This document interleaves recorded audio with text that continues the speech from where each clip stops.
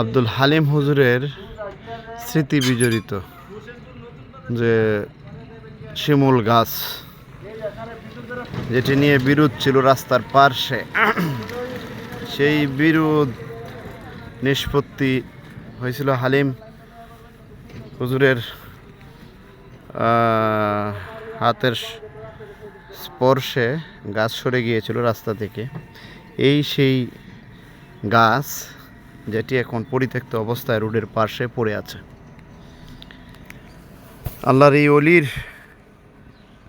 হাতের স্পর্শে এবং গাছকে বলায় আগের দিন বলে গিয়েছিল, পরের দিন গাছটি মূল রাস্তা থেকে সরে যেয়ে রাস্তার পার্শ্বে সরে গিয়েছিল।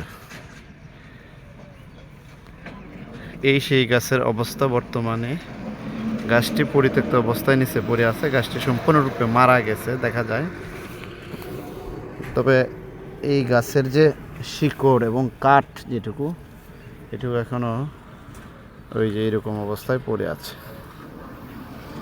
যাই হোক, আল্লাহর এই অলি অনেক কারামত, অলৌকিক ঘটনা জীবদ্দশায় ঘটিয়েছেন। আমরা দোয়া করি এই আল্লাহর উসিলায় অত্র অঞ্চলে আল্লাহ পাক শান্তির ব্যবস্থা করে দেন।